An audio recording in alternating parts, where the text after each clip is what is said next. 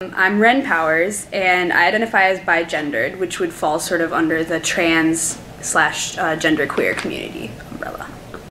I'm John Dennehy. I identify as gay in the LGBT A to Z spectrum. The way to explain what bigenderism is actually, it's a little bit weird to explain because it's not simply I'm a girl who likes girls or something like that. It's sort of, I've had people to say, oh, that sounds like split personality disorder, but it's actually nothing like that at all.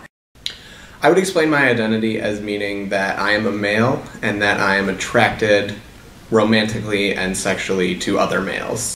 What it is it just means, it's quite simply, on some days you identify as a woman and on some days you identify as a man. And that can, I've heard of some people where that sort of fluctuates across the day. Usually for me it's a day-by-day thing, but more recently it's sort of like blocks of time one way or the other. My coming out as far as bigenderism is concerned was kind of a three-stage process over the three parts of school. So like in elementary school, I mean, you don't really know as such, like, you know, like you're taught like, yes, this is a boy and this is a girl and that sort of thing, but you don't really know what that means as far as societal purposes are concerned. At least I didn't.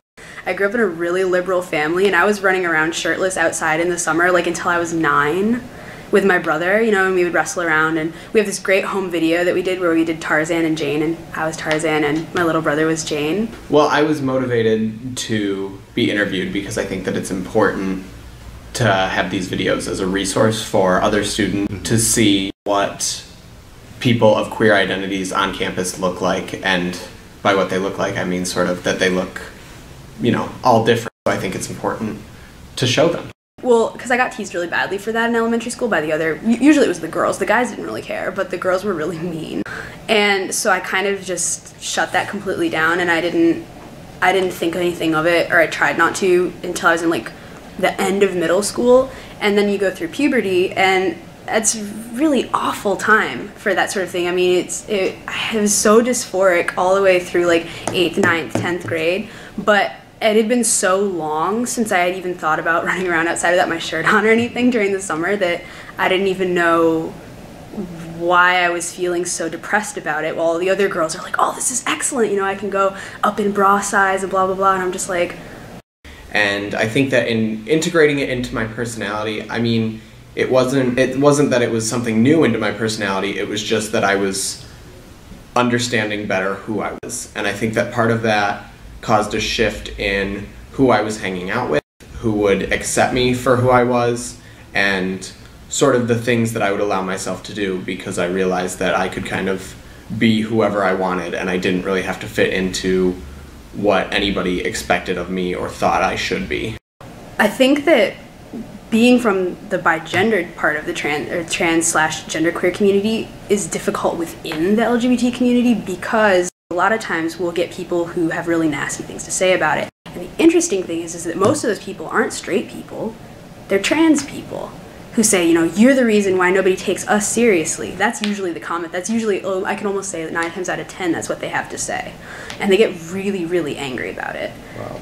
And I didn't realize how big of an issue that was until I started getting involved in the bigender community, and I saw that a lot of the hate they got was from trans people, and I thought that was so bizarre, because who better to understand being marginalized and being told that your gender expression isn't valid than the trans community?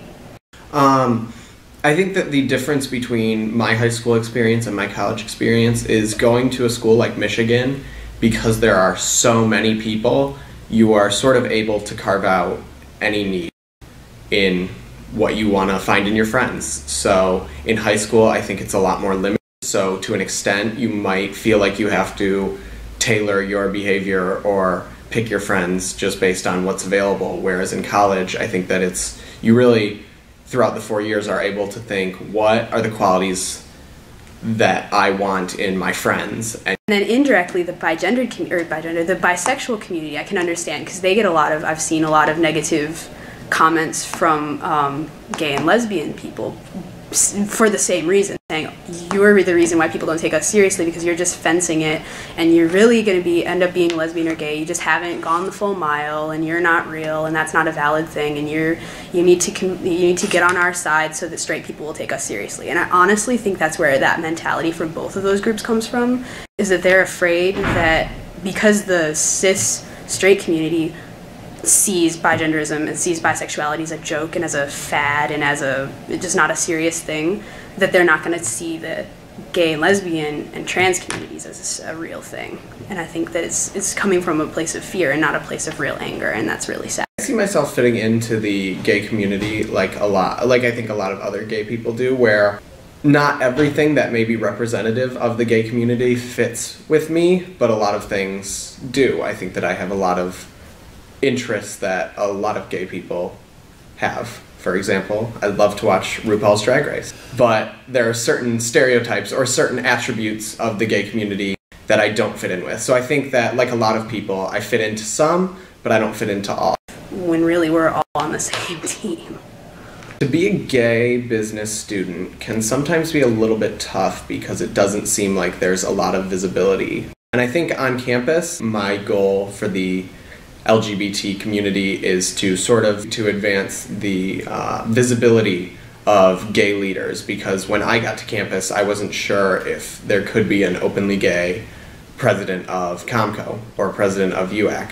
And so I want to show people that gay people don't just have to be in the gay groups on campus, that they can be in any group on campus and that they could easily lead it as well as anyone else. I think if I had to sum it all up into one word, I would just say that ups and downs, highs and lows, all of it all together, it's still just fantastic.